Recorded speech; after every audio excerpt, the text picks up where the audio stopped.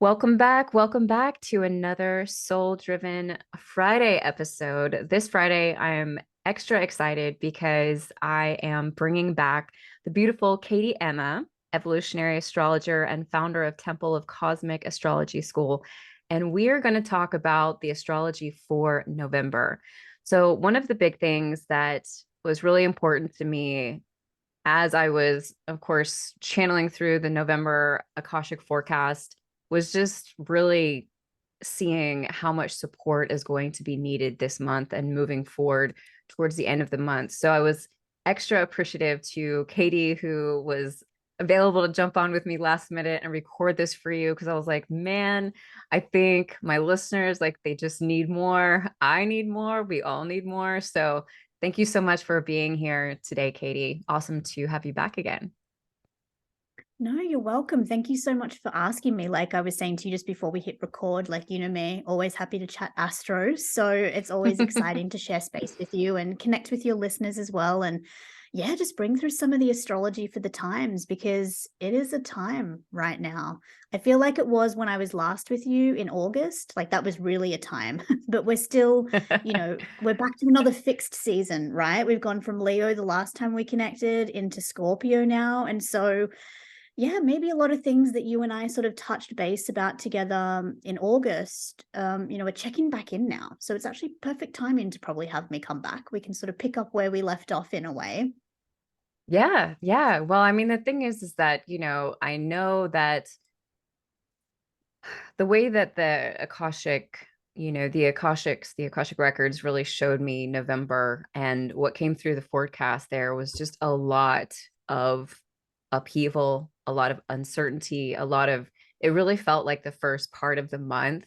And I know here in the US, we've got the midterm elections happening next week, which has a lot of people on edge, Yeah. regardless of where they sit. And of course, this does affect the whole world because everyone is sort of watching the US, right?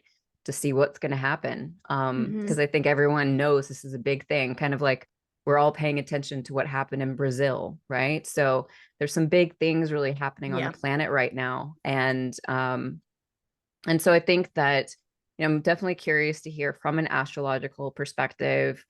Because it really felt like the first part, leading up, I know we've got some big astrology right around that day, but I'd love to just kind of hear from you. And I guess we can maybe kind of break it down, by week or either by like half, like first half, second half, whatever's easiest for you. Yeah. But I'd love for you to just kind of cover some transits with us, give us some dates, to kind of just be aware of. And Sure. yeah, remind us that we're all going to be okay. Yes, of course. And of course we will be, right? But I think in fixed seasons, it can feel really dense, right? And for some people, that's just not comfortable. Like if you're very mutable or if you're even more cardinal, like tuning into this sort of fixed seasonal cycles can feel uncomfortable. So yeah, there's a lot to unpack. I have my little list here, so don't mind me looking down a few times, but I wanted to make sure that I didn't forget anything. And I think the first thing I just wanted to touch on is something that actually began on the 30th of October. So I know it's not quite November, but it's very relevant anyway, which is Mars retrograde. And I'm sure that many of you have been seeing this go round a little bit already. Astrologers have been talking about this transit coming up for most of the year. And of course, when I was last here, as I shared with you in August, I was also talking about Mars a lot because Mars was in that really rare conjunction with the North Node and Uranus, all at, I think it was 18 degrees of Taurus. And interestingly, the lunar eclipse that we have next week is also falling very close to those degrees.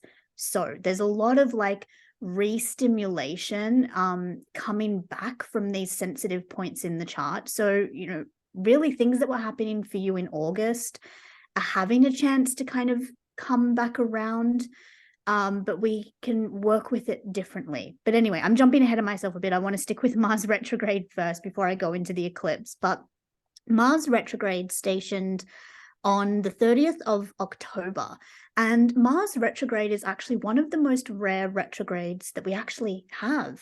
Mars takes 2 years to do one complete cycle through the zodiac, and he spends roughly, you know, it spends about maybe 6 weeks per sign. And then the retrograde, when it occurs, is about a 3 to 4 month period. And with Mars retrograding in Gemini at a very late degree, 25 degrees, it's actually not going to retrograde back into another sign. And because of this, Mars is going to be spending 7 months in total in Gemini. This is like a lot of Gemini. So your Gemini house is going to be feeling incredibly sensitive. This is going to be a part of you that's going to feel a bit touchy and tetchy, right? Like, there's going to have to be some boundaries in place in this area in your life. Otherwise, you are going to feel like you were being kind of, stretched beyond your means. And the purpose of a Mars retrograde is to bring in more reflection and focus energetically. Because if we think of a Mercury retrograde, which everyone knows a lot about, that's about reflecting and revising, reviewing, but it's through the mental channel, through the mind. But when we come to Mars retrograde every 2 years or so with this retrograde, this is about slowing down the body. And that's something that we're also not very good at as a collective, right? It can be really hard in this, society that we live in that is not structured in a way to be supportive of us to take the rest and the respite and the reflection that we need. And so there's going to be a lot of frustrating energy at this time because we sort of feel in our internal clock this pull back to softness and slowness, but we live in a world that's like, you can't be soft nor can you be slow. And so it's going to take a lot of commitment and consciousness to be mindful of cultivating more time in your life for this spaciousness that you really physically need right now. So the thing with this Mars retrograde too is, like I said, it's going to be retrograde for many months. It will take us up to January, but then it's not going to move out of Gemini until the 16th of March, I think. So this is a long haul journey that we've just entered into. And it did begin back in September when Mars moved into Gemini back then, but we're really, we're in the midst of it now. So the one thing that I really want everyone to be conscious of, and I'm trying not to give you too much like complicated astrology lingo, right? Because that doesn't always sort of land for everybody. And I want to sort of find ways to make this accessible for everybody because we're all feeling this and moving through this, whether we understand the astrology or not. And one thing to keep in mind with this Mars retrograde is that Mars for this entire retrograde is called, or what we call in astrology, out of bounds. And I don't want to get too much into the technicalities of this. We don't really have time for that today. But if you can just think of this cycle as Mars is going to be acting kind of rogue. He's going to be, totally like if we think of it in this out of bounds sense, right? Like he's moved beyond the boundaries of where he is usually traveling in alignment with the other planets. So he's gone rogue. He's just out on his own. Even though he's retrograde, he's kind of, not sort of encapsulated by the other energies. And when it's a planet like Mars, this can become kind of, well, even on a global sort of space, and this isn't like to come from a space of fear, but it can kind of be dangerous, right? Like this is a Mars that it's like, hey, you've got to watch out for this. Like this can be really dangerous, overwhelming, chaotic, because this is a Mars that isn't thinking. It's a Mars that has gone rogue. And Mars, of course, represents, our energy body. It's like our vitality, it's our passions, but it's also aggression in a more healthy aspect to become self-assertion. But, everyone's going to be pretty aggro and aggressive for these few months, especially if they're not able to take this time to rest and cultivate as they should be. So it's normal if you are all feeling really on edge right now. And, Anna, is that kind of landing? Like, is there anything you sort of want to ask me now before I keep like just talking for like 10 minutes straight? Yeah, I mean, I think I think that certainly from my like my own experience, what I've been feeling is very much that just, and I think for me, where it's kind of like landing in my chart, is in my 11th house. And, but I'm seeing it kind of kicking up things in a, also in a really positive way, you know, right now. But I'm definitely Mhm. feeling that tension. And I've had so many people reaching out to me over the past couple of days, just being like, what is going on? People like Yep. relationships are, I think, are really taking a hard hit right now. I don't know one Mhm. person who's not really struggling with relationship on some level right now, like Oh, it's irritable with rough their out there. partner. Mhm. Oh, yeah. um Mhm. you know, and it's just like I keep telling folks, I'm like, don't make decisions in the emotional place. You know, that's what I Yep. think we have to really remember with this Mars retrograde energy is like, we will feel these emotions, we will experience these ups and downs, and there, but let's not make decisions from those places, right? Let's wait till we come Exactly. back into neutral, and from there is a Yep. good place to operate. Because if your relationship really is over, or something is over, whatever the case may be, it'll be over when things are calm, you know, Yeah. versus in an emotional explosion, or fit of tension. So, Completely.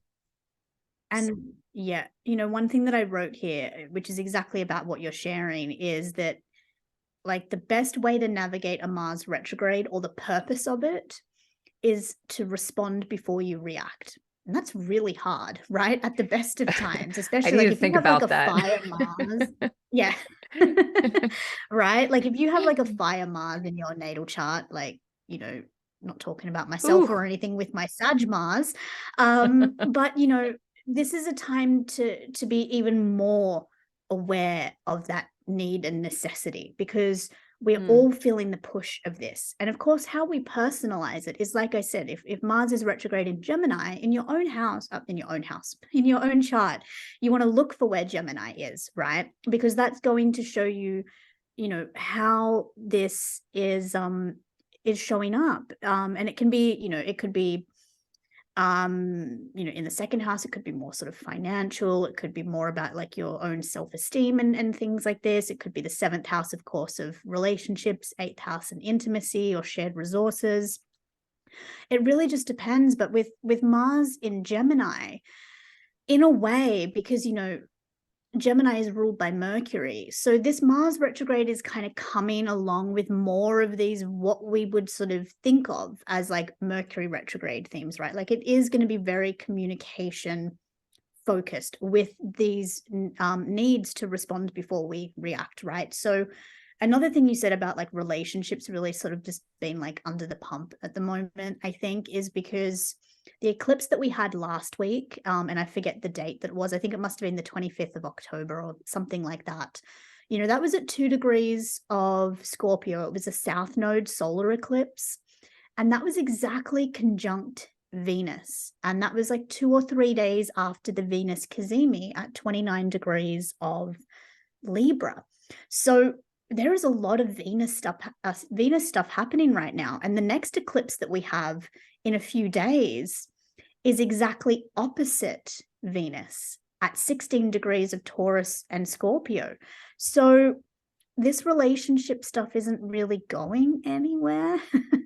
But if you can, like Anna said, kind of, look at it from that perspective of like, it will be over once it's actually worked through, and that we don't have to kind of push or rail against the time that we have, or what have we been faced with. Like I think what happens with retrogrades, right, is that we come unstuck with these cycles when we, are trying to control and dictate the circumstances that we find ourselves in. And that's not to disempower us. It's just that we have seasons and cycles here that we move through, and a retrograde cycle or season is one where we should be not reacting as much. That's the purpose, because there is magic to be found in this space. There is deeper insights to be found here. Again, in your Gemini house is going to show you like, what are you here to, deepen your relationship with? For me, it's like my actual home and family stuff. So that's something that I'm really conscious of. I've got 7 months that like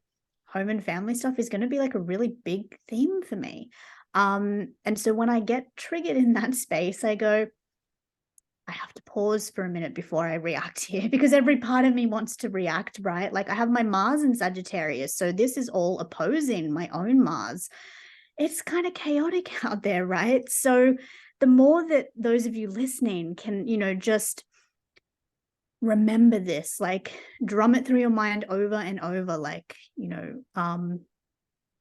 respond before you react, in that sense of like, take time to pause. There's no rush with Mars retrograde. If you rush, if you push, if you hurry, if you force, you will come unstuck. That is when you are going to feel like you are at the mercy of circumstances external to you. And so the way that you can empower yourself is to be more conscious, even of those energy leaks as well. Like, where are you sort of been drained from? Again, the houses in your chart are going to show you a lot about this. But yeah, this isn't going anywhere anytime soon. So it needs to be a slow and intentional process. That's, yeah. The one more thing, sorry, and I just want to add this with Mars retrograde before we jump onto something else, is to really kind of make it even more chaotic. And this is where I think you're probably getting a lot of people writing to you and being like, what the hell is happening? Is that Mars is going to be square Neptune for a big portion of this retrograde. So when Mars squares Neptune, everything becomes very, hidden and foggy, and there's a real lack of energy. Like there's like we're at a point of depletion, right? And so that then becomes a space, like if you were feeling exhausted and depleted, like that is not a time to be taking action. I even saw like a meme today and I laughed. It was something like, Mars retrograde is like such a time of where like you get super inspired to like jump into all these other unfinished projects that, you're just adding to the list of unfinished projects rather than actually, creating something, right? And so that's like, if you can be conscious of like, this is a time to actually move through what you already have going, rather than, again, trying to like push, force, bring in something new. That is what is going to serve you best during this process, because Neptune is clouding everything. It's clouding your judgment. It's clouding other people's judgment. It's exacerbating these, mixed messages, communication issues. Like, we can be saying the same thing that our partner's saying, but we say it differently. So then we end up like not agreeing, but we're actually saying the same thing if we both just listened, right? Like that's the kind of stuff that's happening right now. And it's really frustrating. It's a lot to manage. Neptune makes me crazy. So I'm just not a fan of Neptune. yeah, well, you're in the midst of Neptune, love. So, you've got your own Neptune stuff happening there. But yeah, remember this Neptune cycle too, since 2011. And this is a bit of time traveling here, but, Neptune is in its home sign of Pisces since that date. And that will take us up to about, I think it's 2025 that Neptune will shift into Aries. And we tend to think of when a planet is in its home sign that it's a really positive thing. And for sure it is, right? If a planet is, archetypally home, it's going to be comfortable, and it is. But what that can also do is exacerbate the shadow side of it too, right? So, Neptune in Pisces is not a walk in the park. This is one of the biggest sort of things that we've sort of been experiencing since 2011, of like mass levels of like delusion and just people just don't know what the hell's going on. People are running around with their heads cut off, like, and everyone's trying to remember, like, Pisces is also ruled by Jupiter, just like Sagittarius. So there is this kind of sort of preachy aspect that can come in with this placement a little bit too, right? Like everyone thinks that they're right, but no one's really willing to listen anymore. And if there was anything for you to kind of take away from this next sort of 5 to 6 months, is like, cultivate your skill of listening, because there are things that you would, in all honesty, not hearing right now, myself included. I think that it's a really great time to just, especially at, those in the Northern Hemisphere, we are coming into a time of more stillness seasonally. So again, cultivate that, work with those seasons, step back from engaging so much. There's nothing to really, it's kind of like this energy, I feel like collectively everyone's trying to grasp for things that just aren't even there. It's like grasping for thin air in a way. But yeah, it's a lot. It really is a lot right now, but we will get through it. There is a purpose for this, right? It's not just to come through and mess things up, right? It's to help you tune into your own rhythm more than following the structure and rhythm of the external. And so the more that you can actually tune into your body, like what does your body need right now? I mean, Anna, we were talking a little bit before, like you're like, God, I just, I need to exercise every day to just feel, in my zone, right? And that's great. But it's like with Mars retrograde, like it needs to be, moving your body in a way that is like nourishing, not just depleting and exhausting, right? So like probably going for like a 10K run is just going to like not make you feel supported in the way that maybe it does when Mars is moving direct, because Mars doesn't like to slow down, but he needs to. So we need slowness and intentionality. Is that a word? It is now. Well, I think At I this mean, I time. think it's going to depend on who you are. I think for some people, like a 10K is going to feel amazing because like for some people, doing those longer runs is calming and Well, of course, I relaxing. understand.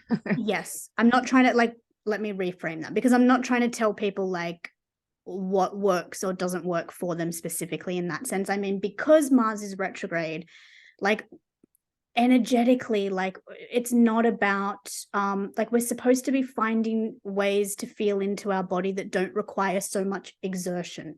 And so I Yeah. understand that those kind of things can bring that high, absolutely, but there are other more softer ways that are going to help you find a little bit more calm and balance in the midst, that are still going to bring you that feeling of like, I've done something, but in a way that isn't actually depleting and being kind of harsh on your body at this time. And this is sort of what I mean. Like people, it's hard, right? Like Mars is retrograde. Mars doesn't want to be retrograde. People that really like to get up and go and do things like and feel inspired and good in their body by like, releasing a lot of energy, like that's great. But we do have these periods where it's like the body kind of doesn't need that as much right now. It needs a little bit more softness. So I'm not saying to not exercise or do anything like that, but just maybe just shift the way that you move your body at this time. There can be some more gentle ways rather than kind of pushing and pushing, because that's where we get this exhaustion. And because of the square to Neptune,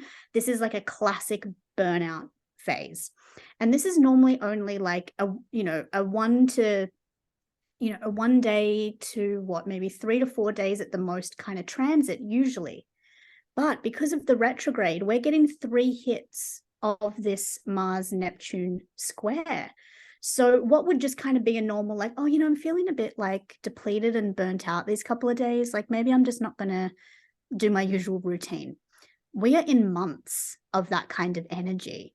That's kind of the perspective that I'm trying to bring in here. And so it's Right. going to feel very foreign and uncomfortable and strange, but there's a rhyme and a reason to that if you're able to sort of tune into and slow down to receive what your Gemini house is illuminating for you during this process.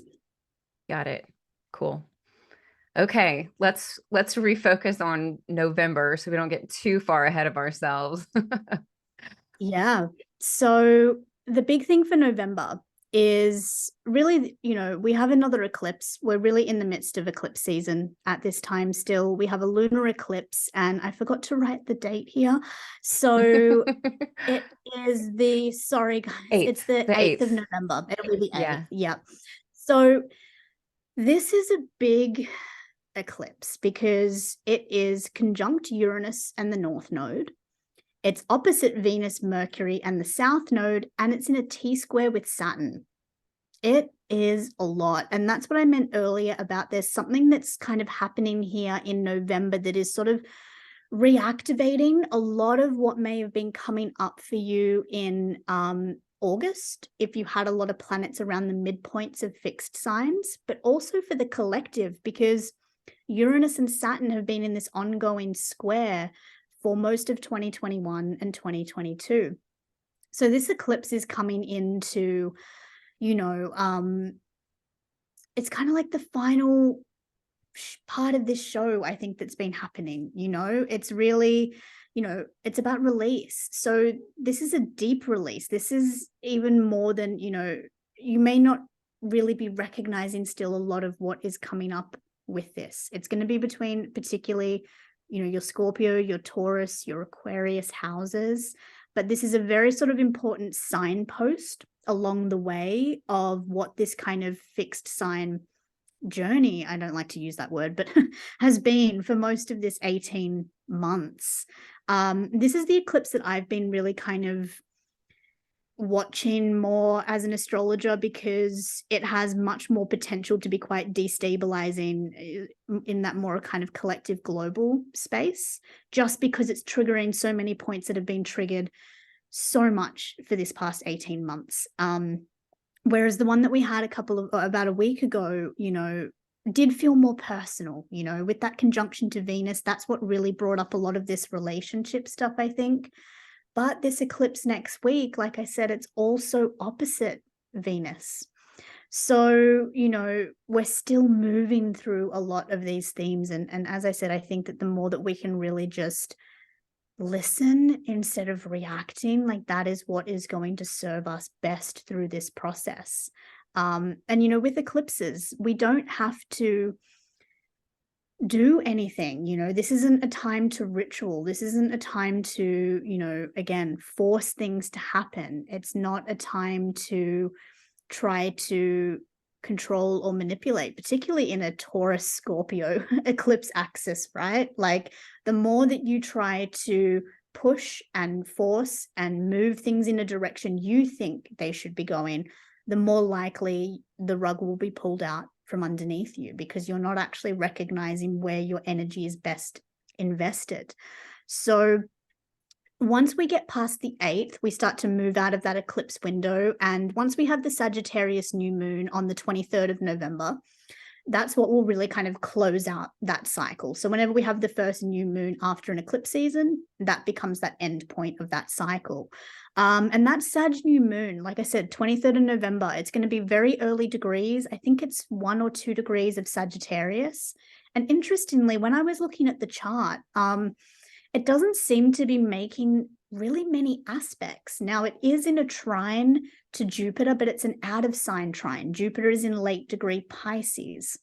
So this is quite a good new moon coming in, because it's not really sort of being pulled at, into any kind of uncomfortable, there's no squares or anything like that. So, your Sagittarius house is going to be a space to really, I think, focus on in November. And if you can look to, of course, where that is in your chart, maybe you have any Sag planets, know that that new moon is kind of a good kind of sort of place to set your sights on, because, Sag is all about, ideals, and it's not as traditionally future oriented as Aquarius is, but Sag has the fire to make things happen. And so if you were looking for a point to be able to really refocus and regroup and sort of leave this cycle, this intensity behind that we've really been in the midst of, that's going to be a really important date for the month. So that was the 23rd of November. And really the only other transit that I wanted to talk about is Jupiter retrograding into Pisces. And that happened a few days ago. And Jupiter will station direct in Pisces on the 24th, so the day after the new moon.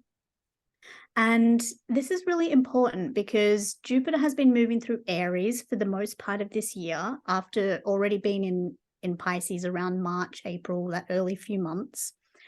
But Jupiter will only go back 2 degrees into Pisces. It's going to station direct right at the end of Pisces, 28 degrees.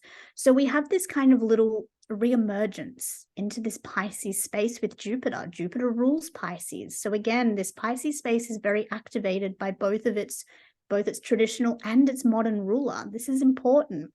And this is really, me, I'm not really like the most manifestation type of astrologer. I feel like that word has been kind of like co-opted a little bit, but Jupiter in Pisces is pretty magical and special. And I do want people to know that, like, if there was a kind of transit to be honing in on and, you know, making a wish, setting intentions on, it's this Jupiter retrograde in Pisces.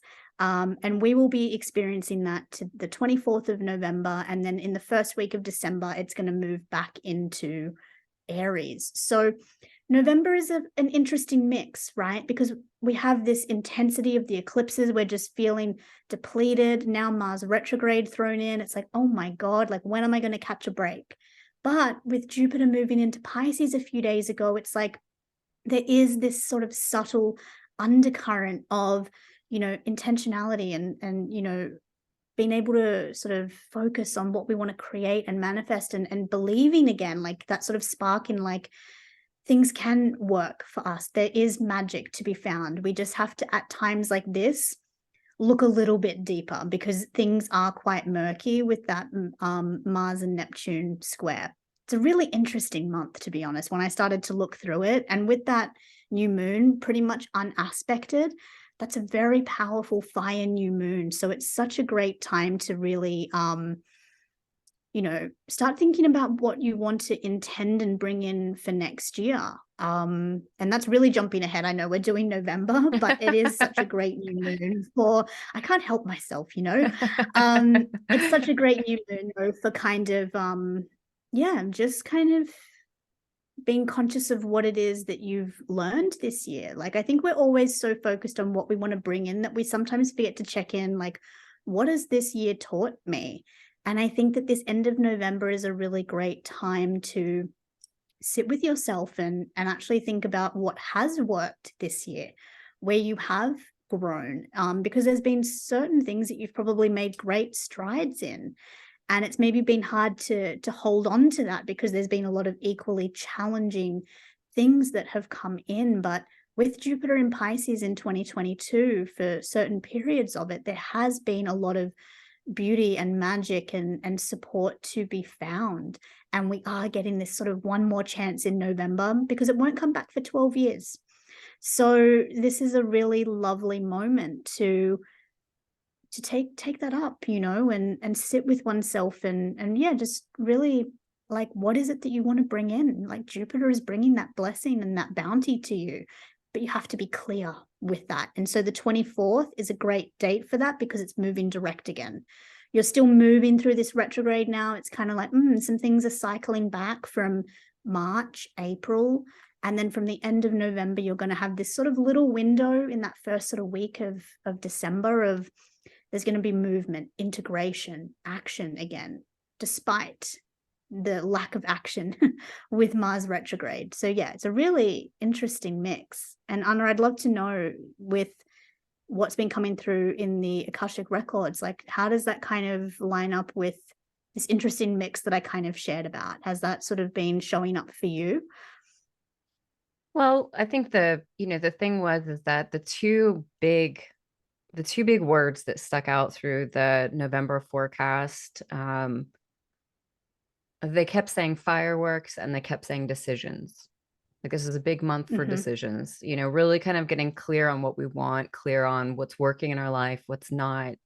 But in the midst of these fireworks. And I think that, you know, when I really sat with it for a while in regards to like what the title for November would be, it came to me in regards to like after sitting with the reading multiple times was like, this is initiation. This is a new start of some kind. This is a like, we're going through something pretty big in November. And there's like I don't necessarily know that we'll be through it by December. I don't know that yet at this point, but like it feels very much like there is this process that is pulling us and yet anchoring us. So it does also feel to me like that Mars pulling at us, right? And the Jupiter anchoring us. So it feels Yeah. like there is that sort of softness, even in the midst of like the tension. And it really comes down to, you know, the listening, you know, those sorts of things. The other huge thing that they kept saying was like slow down this month, like Yeah. stop trying to do all the things. And they're like they've been saying this for a couple of months, but they're like, this is going to come, you know, basically to a screeching halt this month. Like you have to slow down. Um, Yeah. and yeah, that's not easy in our world and in our capitalistic societies and those sorts of things. And, you know, even all the pressures that we feel from social media or whatever the case may be, you know, Yeah. people around us who are going and doing and achieving. But I love that what you really shared with us, especially here at the end, with how to capitalize on that energy. And it's right before my birthday. So, you know, for me, like Nice solar November, return. November always like as soon as November hits, I just start like not even trying, thinking about the past year Yep. so that I can then Yep. start planning for the next year, you know? Yeah. So this will be a perfect date with myself on the 23rd, 24th Yeah. to really sit down with these. So thank you very much for that, because I think that No, that'll be of really helpful for folks. course.